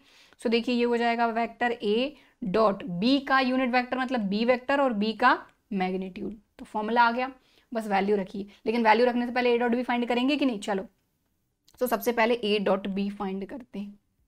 तो ए और बी का डॉट प्रोडक्ट, तो देखो ये रहा ए और ये रहा बी, थोड़ा सा डायरेक्ट करते हैं। 2i i 2 1 2, ठीक। चलो अब 3j 2j दोनों प्लस के 3 2 6, ठीक है, क्लियर। इसके बाद 2k, और यहां पर क्वेश्चन लिखने में थोड़ी सी गलती हुई है, तो क्वेश्चन को थोड़ा सही कर देते हैं। यहां पर है k कैप, ठीक। चलो सो ये हो जाएगा आपका 2k, k 2 1 2। सो ये हो गया 6 + 2 8, 8 + 2 10, ठीक। चलो अब क्या फाइंड करना है? b का मैग्नीट्यूड। तो b का मैग्नीट्यूड, तो b वेक्टर को अगर आप देखो तो ये रहा b वेक्टर। i का कोफिशिएंट है 1, j का कोफिशिएंट है 2, k का कोफिशिएंट है 1, तो 1 2 1, 1 का स्क्वायर, 2 का स्क्वायर, 1 का स्क्वायर। सो ये हो जाएगा आपका 1 4 1 यानी कि √6। बस वैल्यू रख दीजिए, मिल जाएगा आपको प्रोजेक्शन, ठीक है। Projection of A on B equal to A dot B आया है 10 और बी का मैग्नीट्यूड आया है √6। इसको थोड़ा सिंप्लीफाई कर लेंगे तो काम बन जाएगा। तो ये हो जाएगा 2 5 10, 2 3 6। ध्यान दीजिए कि यहाँ के √2 से यहाँ का एक √2 कैंसिल हो जाएगा, तो ये हो जाएगा √2 5 अपॉन √3, ठीक है। और सॉल्व कर लेते हैं। देखो ये है 5 √2 अपॉन में है √3, √3 से मल्टीप्लाई और डिवाइड कर देते हैं, ठीक है। तो ये हो जाएगा 5 √6 अपॉन 3 और ये आ गया आपका आंसर, ठीक है। तो इस तरीके से मेन देखो, अगर ये चीज पता चल जाए तो काम बन जाएगा आपका। तो सबसे पहले तो हमने ये देखा कि हमको प्रोजेक्शन किसका फाइंड करना है? ए का करना है। किस पर करना है? बी पर करना है। तो ए का करना है, बी पर करना है, बस बात खत्म, ठीक। चलो आगे बढ़ेंगे। अगला एग्जांपल है show that the points this this and this are collinear. अच्छा देखो, हमने अभी श्वार्ट्ज इनइक्वालिटी पढ़ी थी और एक ट्राइंगल इनइक्वालिटी पढ़ी थी। उसी से अपन ने एक चीज फाइंड करी थी कि अगर 3 पॉइंट्स को कोलिनियर शो करना हो तो कैसे करोगे, ठीक है। एक इनइक्वालिटी पढ़ी थी, तो उसी से देखो यहां पर अपन लिखेंगे इफ। सबसे पहले एक ट्राइंगल बना लेते हैं अपन। तो ये ट्राइंगल हो गया अपना ABC, ठीक है। अब एक चीज का ध्यान दें कि यहां पर ट्राइंगल की साइड्स अपने को नहीं दी है। ट्राइंगल के जो पॉइंट्स हैं वो दिए हैं, लेकिन वो भी अपने को किस में दिए हैं? कंपोनेंट फॉर्म में। तो सबसे पहले तो अपने को साइड्स फाइंड करनी होगी। तो यहां पर अपन लिखते हैं if A B and C are collinear,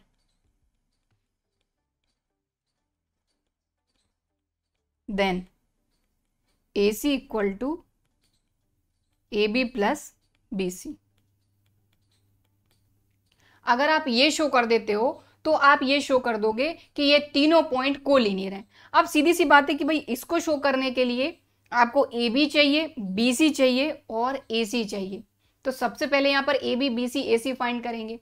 अब AB BC AC और यहाँ पर कंपोनेंट फॉर्म अपने को दिया हुआ है तीनों पॉइंट, तो चलिए फाइंड करते हैं।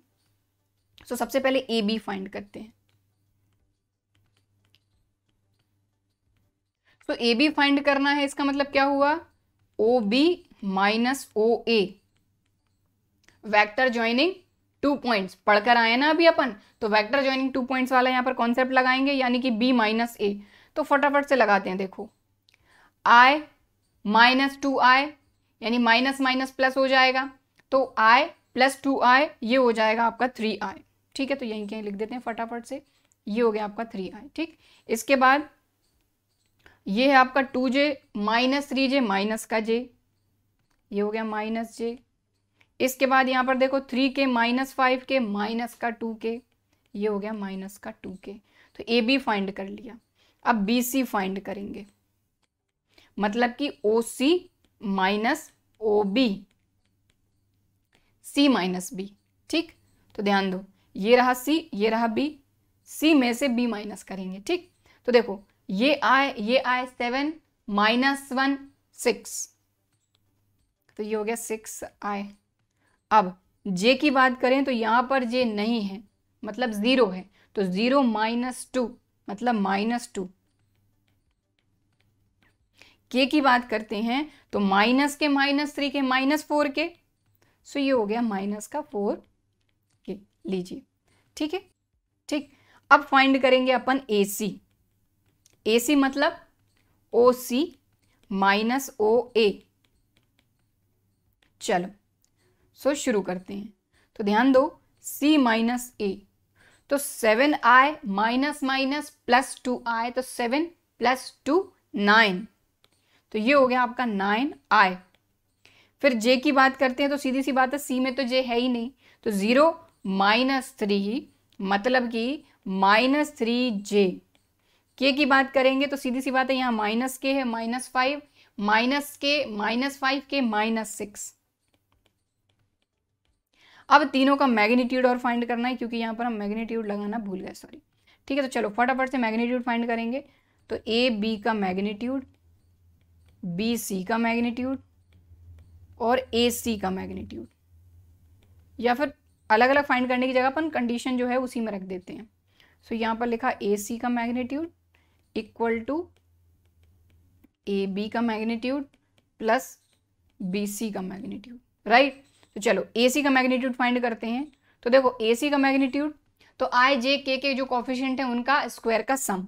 सो यहाँ पर आ जाएगा रूट 9 9 जार 81, 3 3 जार 9, 6 6 जार 36। ओके, अब ए बी की बात करेंगे तो ए बी ये रहा 3 माइनस 1 माइनस 2, 3 3 जार 9, 1 का स्क्वायर 1, 2 2 जार 4 प्लस।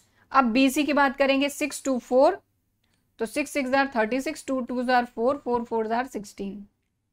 ठीक है, तो ये हो जाएगा 14 और ये हो जाएगा आपका 40 56। ठीक है, तो यहां पर इसको देखेंगे तो ये हो जाएगा 14 इंटू 4 56, तो ये आ जाएगा रूट का 14 प्लस ये हो जाएगा 2 रूट 14, और जब आप इसको पूरा पूरा सॉल्व कर लेंगे तो आपको मिल जाएगा 3 रूट 14। ठीक है, और अगर आप देखो इसको सॉल्व अगर आप करो तो आपको 3 रूट 14 मिल रहा है कि नहीं, तो ये आ गया 3 रूट 14। तो इससे क्या प्रूव हो गया कि ये तीनों पॉइंट जो है ये कोलिनियर हैं। तो यहां लिख देंगे hence A B and C are collinear. ठीक है, अगले एग्जाम्पल पे बढ़ेंगे। अगला एग्जाम्पल जो है इसमें बोला जा रहा है find a unit vector perpendicular to each of the vector A plus B A minus B where A this and B this. अब देखिए यहां पर हमको क्या बोला जा रहा है, परपेंडिकुलर यूनिट वेक्टर फाइंड करना है। तो मैंने आपको क्या बताया था अभी कि अगर मान लो इस तरीके से हमारा वेक्टर ए है, ये हमारा वेक्टर बी है, तो इस तरीके से ये हमारा होता है परपेंडिकुलर वेक्टर एन, और इसी का यूनिट वेक्टर होता है एन कैप। तो यही परपेंडिकुलर यूनिट वेक्टर हमको फाइंड करना है। ए हमको दिया है और बी हमको दिया है, तो सीधी सी बात है कि इसको फाइंड करने के लिए हमको इनका क्रॉस प्रोडक्ट फाइंड करना होगा, तो हमको वो वेक्टर मिलेगा और फिर उसका हम यूनिट वेक्टर फाइंड करेंगे। चलिए, तो सबसे पहले परपेंडिकुलर वेक्टर फाइंड कर रहे हैं अपन।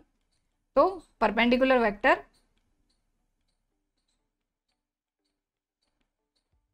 Each of the vector A and B, each of the vector, sorry A B नहीं है, यहां पर जो वेक्टर्स हैं वो हैं A plus B A minus B. तो A plus B A minus B पहले फाइंड करना होगा। ठीक है, vectors A plus B and A minus B. तो देखो हमारे को दो वेक्टर दिए हैं, एक दिए ए प्लस बी, एक दिए ए माइनस बी। इन दोनों वेक्टर का परपेंडिकुलर वेक्टर फाइंड करना है, मतलब इनका क्रॉस प्रोडक्ट फाइंड करना होगा, ए प्लस बी और ए माइनस बी का क्रॉस प्रोडक्ट। तो सबसे पहले ए प्लस बी फाइंड करते हैं। तो देखो ए प्लस बी दोनों वेक्टर को ऐड करना आता है, दोनों वेक्टर को अपने को सब्ट्रैक्ट करते भी आता है। एक मिनट, ए माइनस बी। तो ए प्लस बी फाइंड करो, आई में आई ऐड करोगे तो ये हो जाएगा 2i plus 3j plus 4k। फिर a minus B, I minus I 0i, j minus 2j minus j, k minus 3k minus 2k। तो देखो दो वेक्टर को ऐड और सब्ट्रैक्ट करना अब तो आपको आ ही गया, ठीक है। तो दोनों वेक्टर को हमने फाइंड कर लिया, a प्लस बी और a माइनस बी। अब इन दोनों का परपेंडिकुलर वेक्टर फाइंड करना है, मतलब इनका क्रॉस प्रोडक्ट फाइंड कर दोगे तो आपको परपेंडिकुलर वेक्टर मिलेगा, परपेंडिकुलर यूनिट वेक्टर नहीं, ठीक है। तो कर देते हैं फाइंड।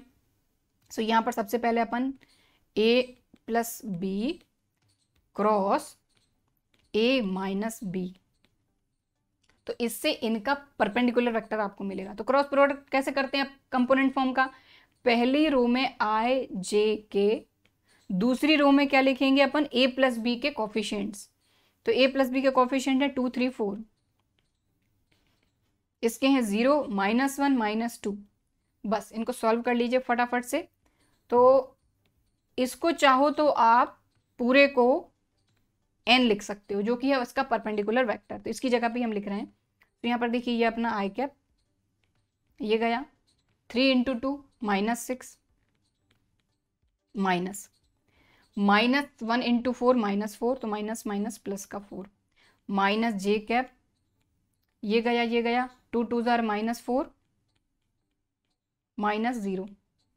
एक मिनट, ठीक है ना, है ना, 2 2 जार -4, 0 × 4 0, ठीक, प्लस के कैप, तो ये गया 2 × -1 -2 -0। बस इसको सॉल्व करो, -2i कैप और minus minus plus 4j cap, और ये हो गया माइनस का 2k कैप, और ये आपको मिला है परपेंडिकुलर वेक्टर।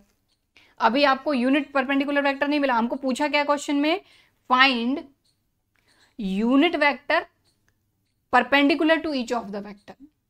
तो सबसे पहले वो वेक्टर फाइंड किया, अब उसका यूनिट वेक्टर फाइंड करेंगे, ठीक है। सो लिखेंगे now unit vector perpendicular to each of the vector a plus B and a minus B, इन दोनों के परपेंडिकुलर वेक्टर का यूनिट वेक्टर। तो ठीक है, ये यूनिट वेक्टर को शो करता है, ये वेक्टर और इसका मैग्नीट्यूड। तो यूनिट वेक्टर फाइंड करने का तरीका वही है। अब यहां पर n आ गया, कई जगह a रहेगा, तो ये n हमने लिया है, a plus B cross a minus B को हम n से शो कर रहे हैं, ठीक है। चलो, सो वेक्टर n क्या है अपना, -2i plus 4j minus 2k अपन इसका मैग्नीट्यूड 2 2 जार 4 4 4 जार 16 -2 का स्क्वायर 4, ठीक है। तो ये हो जाएगा आपका, देखो -2i कैप 16 + 4 20 20 + 4 24, ठीक है, प्लस 4/√24 जे कैप -2k कैप /√24। चाहो तो उसको थोड़ा सॉल्व कर लो, ये आ जाएगा आपका 2√6। तो मैं यहीं कहीं चेंज कर रही हूँ इसको, है ना, ये आ जाएगा आपका 2√6। तो ये हो गया 2√6 2√6 2√6। तो देखो इस 2 से ये 2 गया, इस 2 से यहाँ का 4 गया, इस 2 से ये 2 गया, तो ये आ जाएगा -i कैप /√6 -2/√6 जे कैप और -k कैप /√6। लीजिए, ये आ गया आपका आंसर, ठीक। अब आगे बढ़ेंगे, अगला एग्जाम्पल क्या बोलता है, find the area of a triangle having point this this and this as its vertices. तो ट्राइंगल के वर्टिसेस हमको दिए हैं और ट्राइंगल का एरिया हमसे पूछा है। अब ऑब्वियसली वेक्टर में है, तो ऑब्वियसली वेक्टर का कोई ना कोई फॉर्मूला लगा के हम इसको सॉल्व कर सकते हैं। तो अभी हमने एक फॉर्मूला पढ़ा है कि अगर हमारे पास कोई ट्राइंगल है, ठीक है, और उस ट्राइंगल में हमको दो ऐसे वेक्टर दिए हैं जो उसकी एडजेसेंट साइड को शो कर रहे हैं, तो 1/2 vector A cross vector B से आप उसका एरिया फाइंड कर सकते हो, राइट। सो हम क्या करेंगे, ये दोनों जो साइड्स हैं, ठीक है, इनको फाइंड करते हैं सबसे पहले। तो हमने यहां पर सबसे पहले ट्राइंगल फॉर्म कर लेना है, तो ये हमने किया।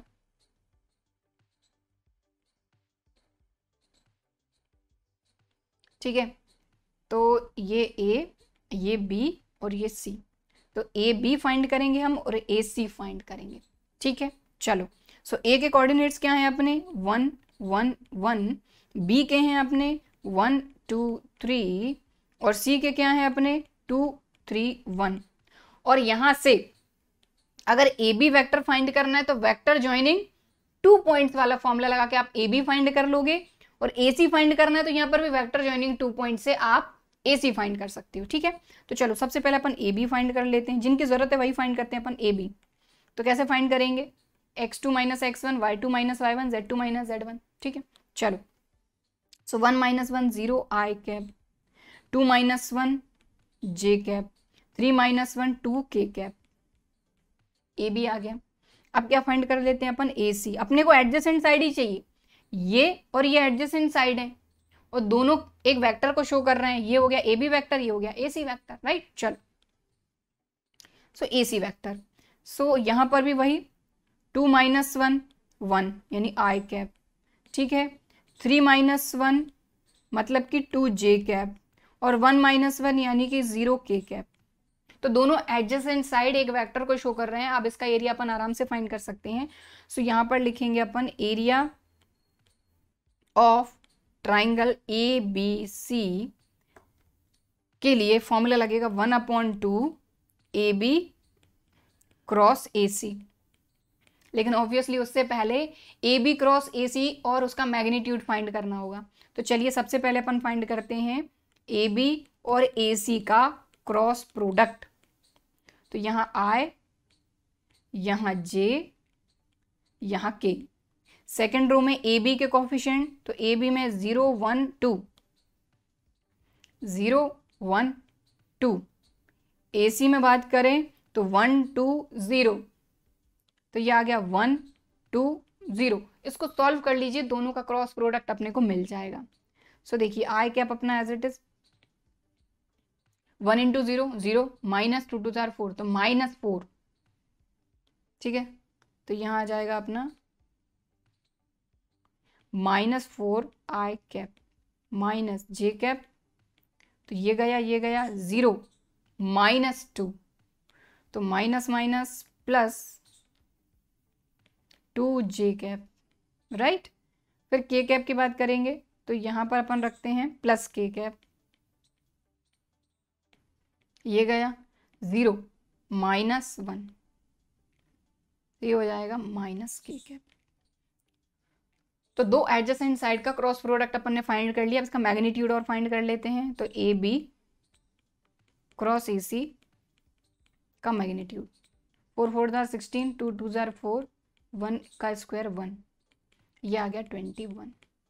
ओके, ठीक है, तो बस अब आ जाएगा आराम से area of triangle A B C equal to half A B cross A C का मैग्नीट्यूड। ठीक है, तो ये हो जाएगा 1/2 √21। एरिया इसलिए स्क्वायर यूनिट्स। तो बस यहाँ पर जो हमने ऑब्जर्वेशन पढ़े, कई सारे कॉन्सेप्ट पढ़े, वो अगर क्लियर है तो देखो कितने आराम से ये क्वेश्चन हो गया। बस कॉन्सेप्ट पता था अपने को। ठीक है, चलो अगला एग्जांपल करेंगे। अगले एग्जांपल में पूछा है find the area of the parallelogram whose adjacent sides are given by this vector and this. भाई ये तो बड़ा ही सिंपल सा है, क्योंकि यहाँ पर कुछ अलग नहीं बोला गया। एक वेक्टर ए है, एक वेक्टर बी है, ये दोनों पैरेललोग्राम की एडजेसेंट साइड्स को शो कर रही हैं। तो पैरेललोग्राम का एरिया बताइए, तो वो तो और आसान है। सबसे पहले अपन पैरेललोग्राम पर ड्रॉ कर लेते हैं इस तरीके से।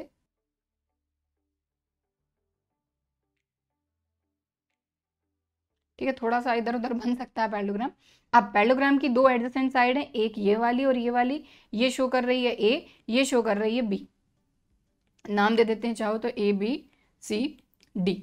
ठीक है, हमको ये बोला जा रहा है कि find the area of parallelogram whose adjacent sides are given by the vector A and B. यानी वेक्टर ए और वेक्टर बी दो एडजेसेंट साइड्स को शो कर रही हैं। तो अब हमको पैरेललोग्राम का एरिया बताना है, तो पैरेललोग्राम का एरिया क्या हो जाएगा, area of parallelogram ABCD equal to magnitude of A cross B, that's it. ठीक, तो A क्रॉस B फाइंड करेंगे सबसे पहले, तो कैसे फाइंड करेंगे, I cap J cap K cap. ठीक है, अब A वेक्टर A में यहां पर I J K के कोएफिशिएंट 3 1 4 और B वेक्टर की बात करें तो यहां पर क्या है 1 -1 और 1 1 -1 और 1, सॉल्व कर लीजिए, A क्रॉस B मिल जाएगा। तो यहाँ पर A cross B equal to I cap, ठीक है, तो 1 × 1 1 plus 4 minus J cap, 3 1s are 3 -4 तो 3 -4 प्लस K कैप, तो यहां पर ये गया 3 × -1 -3 -1, सॉल्व कर लीजिए, हो जाएगा 5 I कैप और प्लस J कैप, क्योंकि देखो ये हो जाएगा -1 माइनस प्लस J कैप और माइनस का 4 K कैप। इसका मैग्नीट्यूड और फाइंड कर लेते हैं, तो A क्रॉस B का मैग्नीट्यूड इक्वल टू 5 5 are 25, 1 का स्क्वायर 1, 4 4 are 16, 42। ठीक है, और यही तो एरिया है, सो यहाँ लिख देंगे area of parallelogram ABCD equal to magnitude of A cross B equal to root 42 square units. Okay, ठीक है, तो इसके साथ ही इसके एग्जाम्पल भी खत्म होते हैं और आज की क्लास भी खत्म होती है। ठीक है, सो आई होप कि आज की क्लास में जो सारे कॉन्सेप्ट पढ़े, और देखिए इस चैप्टर में फॉर्मूले बहुत ज्यादा हैं।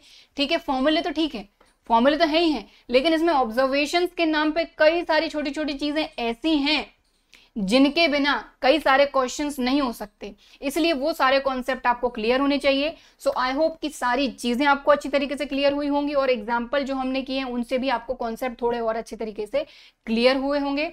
और अगर वीडियो पसंद आया है आज का, तो वीडियो को लाइक जरूर करिएगा, शेयर जरूर करिएगा, और सब्सक्राइब नहीं किया है अभी तक तो इसी तरह के और वीडियोस के लिए चैनल को सब्सक्राइब जरूर करिए। तो आने वाले टाइम में प्रीवियस ईयर के क्वेश्चंस भी हम करने वाले हैं और कुछ चैप्टर बचे रह गए हैं जिनके वन शॉट अभी हमने कवर नहीं किए हैं, तो उनको भी कवर करेंगे और प्रीवियस ईयर के क्वेश्चंस भी हम आने वाले टाइम में करने वाले हैं। सो बने रहिएगा इसी तरह से।